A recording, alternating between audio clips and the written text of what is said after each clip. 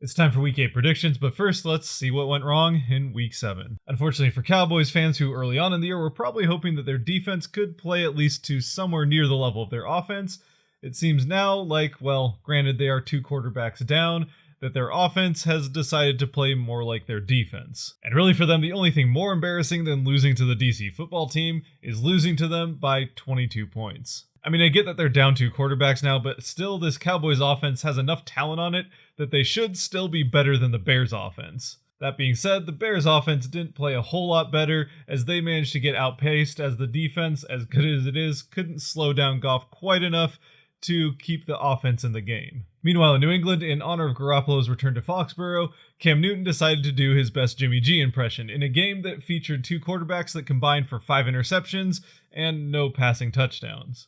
And although Cam was the only of the 2 underperforming quarterbacks to get benched in this game, the difference was really more in the running game as the 49ers figured out how to run the ball in spite of Jimmy G. Meanwhile, the Patriots, well, not so much. And as far as the other games that I got wrong go, well, I'm pretty sure that if I told you there was a team that managed to lose a game because they scored a touchdown in the 4th quarter, I think you could probably figure out that it was the Falcons without having watched Sunday's games. Meanwhile, the Steelers built a commanding lead over the Titans in the Battle of the Unbeatens, before nearly pulling a Falcons of their own by giving up a 20-point 3rd quarter lead. But they did manage to hold on to the last 3 points to remain unbeaten. Meanwhile, the same can't necessarily be said for the team that played against the Cardinals. And that's due in part to the fact that the Steelers forgot one key aspect of going full Falcons, and that is that you can't have a competent defense, which the Steelers do have. Meanwhile, with the Seahawks defense, oh boy. And so then in the end, when all was said and done, for the 3rd week in a row, I went 8-6. And so as we get into Week 8's picks, while I can't necessarily tell you which teams they're going to be, I can pretty much guarantee you that 8 of the teams that I picked to win will win their games.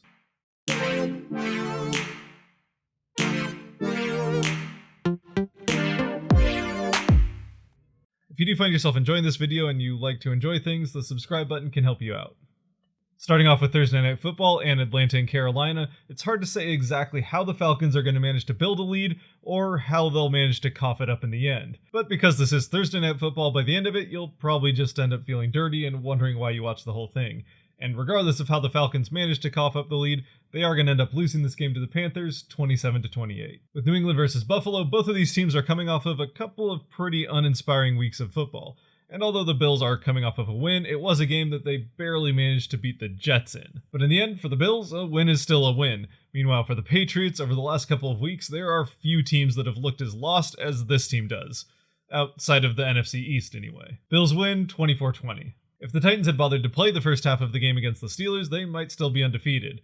But as it stands, they're coming off of their first loss of the season. And with that being the case, as they try and get back in the win column this week, there are probably few teams that they'd rather see than the Cincinnati Bengals. It's a Bengals team that is so dedicated to tanking this season that for just the 2nd time in nearly 50 years, they've broken one of their main rules by making a mid-season trade. And as they send one of their only good defensive players in Carlos Dunlap to Seattle for a 7th round pick and a center that had yet to see the field for the Seahawks, it's a trade that I have to say Bill O'Brien would be proud of. I mean, to be fair, at this point in his career, Dunlap isn't necessarily a DeAndre Hopkins level of player, but in order to trade a player of that level, well, you have to have one first. Regardless though, Tennessee wins 33-20. As the Raiders go to Cleveland, these are 2 teams from cities that Johnny Manziel knew all too well during his short time in the NFL. And as we wait on the Browns to show any level of consistent play, even within the games themselves, we do know one thing, and that is that whatever play we get from the Browns, it will not have Odell Beckham Jr. as a part of it. And regardless of what effect his personality and antics off the field or on the sidelines have on the team, one thing can be said for sure, you don't get better by removing a talent like Odell Beckham Jr. Meanwhile, the Raiders this season, while I'm still not sure that this is a good team, have been opportunistic when it comes to taking advantage of better teams that aren't quite playing up to their potential. So although I have said this about the Browns before, and the last time I did I ended up getting the pick wrong by picking against them, while the Browns I do think are the better team in this game and probably should win it, somehow I just think that they're going to end up getting in their own way and letting the Raiders walk away with the W, winning 27-24. With the Colts versus the Lions, honestly, with these 2 teams, I don't know which one to believe in, or honestly if I should believe in either one of them.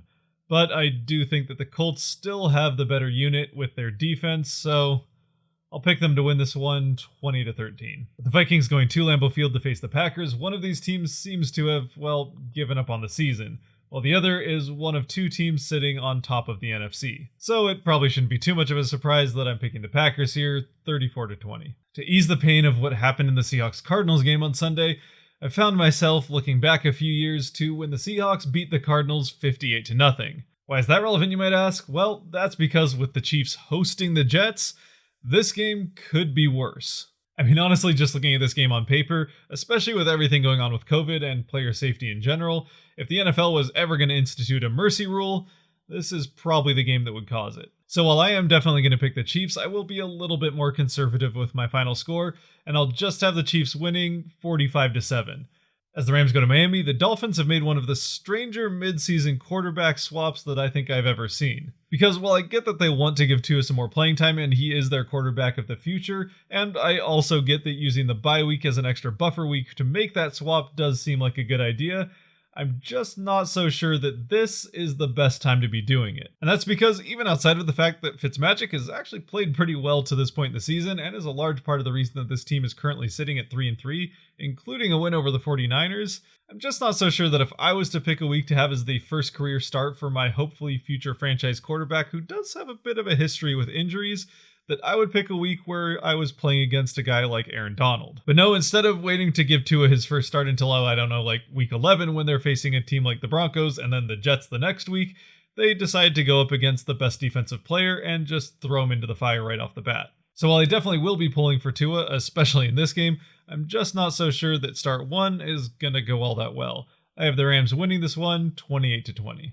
That brings us to what is easily, and I do mean easily, the game of the week, with the Steelers facing off against the Ravens for the first time this season. The Steelers are the NFL's last undefeated team. I think I just threw up in my mouth a little. And while the first few weeks of the season might have featured a bit of an easy schedule, they have had a couple of weeks now against better teams that should have them ready for this game. Meanwhile, the only blemish on the Ravens' record is to the Kansas City Chiefs, which, if there's a team you're going to lose to, that's not one that's too hard to blame them for. And while sure in their last game the Ravens did get a bit of a scare from the Eagles, it is also worth mentioning that the Steelers got a scare of their own from that exact same team. And either way you look at it, to this point in the season, these very well may be the two most complete teams in all of the NFL. As the Steelers offense, which is scoring the 6th most points per game, is going against a Ravens defense that is giving up the fewest points per game of any defense in the league. Meanwhile, the Ravens' 8th highest scoring offense is going up against a Steelers defense that is giving up the 6th fewest points of any team in the league and the fewest yards of any team in the league. So regardless of who has the ball, this game should be very entertaining to watch and a good matchup on both sides. And it will definitely be interesting to see which offense finally breaks through or which defense finally gives way. I am going to end up picking the Ravens to win this game because they are coming off of their bye week and they are hosting this game. Or maybe it's just because I'm bitter that the Steelers are the only undefeated team. Either way, Ravens 31-24. With the Saints going to the Windy City to face the Bears, I do think that the Bears have one of the better defenses in the NFL, and probably still the better defense in this game. Plus, on top of that, even in his prime, Drew Brees' one true weakness was playing outdoors in cold environments, and he certainly is not in his prime anymore. That being said, I do think that it would take a downright blizzard in order to slow down Brees and the Saints offense to the glacial pace of this Bears offense. I have the Saints winning this one 27-17. With Seattle versus San Francisco, once again, this is likely to be one of the higher scoring games of this week. And when it comes to shootouts, it's usually safer to pick the better quarterback, which in this case is pretty clearly Russell Wilson. And it is certainly worth mentioning that in their current states, this injured version of the San Francisco defense is still better than whatever the Seahawks have on defense. That being said, though, the strength of this 49ers offense has very clearly been their running game. Meanwhile, the one strength of this Seattle defense, Dalvin Cook aside, has been their ability to stop the run. So I do think that as long as the Seahawks can prevent George Kittle from setting a new record for receiving yards in a single game, they should be able to outpace the 49ers in this one and win 35-31. Really here though, because it is the Seahawks, the safest bet with this game is that it will come down to the last drive. Now when it comes to the somebody has to win this game of the week, last week I specifically tried to avoid NFC East matchups because, again, it's just too easy. That being said, when they put them on Sunday night, I mean, come on. I mean, it's the Cowboys and the Eagles, so what do we expect? Of course this is going to be in prime time. It doesn't really matter if this game and this matchup is the antithesis of the slogan, waiting all day for Sunday night, because most people will certainly not be waiting all day to watch this garbage. And look, I get that these games are decided way in advance before anybody knew how garbage the NFC East was going to be. And I also understand that usually when it comes to flexing games out of Sunday night, it tends to happen later on in the season. But especially in a year like this where we've already had one switch to Sunday night just last week, you'd think that in a week where you have a matchup like this as the Sunday night game versus a matchup earlier in the week with the Baltimore Ravens and Pittsburgh Steelers, that you might want to put that one in Sunday night. Anyway, other than the Cowboys being on their third quarterback, that's about all I have to say about this game, so Philadelphia wins 21-13. Oh, and in case by the end of Sunday night you weren't sick of seeing these NFC East teams in primetime, when it comes to Monday night, you'll get another chance. And that's because Monday night's game features another one of the New Jersey dumpster fires facing off against another one of the top 5 scoring offenses in the NFL. So if the NFL does have to come up with that mercy rule for the Chiefs-Jets game, well, they'll have a chance to put it into practice in this game as the Buccaneers are going to just absolutely destroy the Giants. I have them winning this one 40-10. The good news at least is that next week's primetime games are better.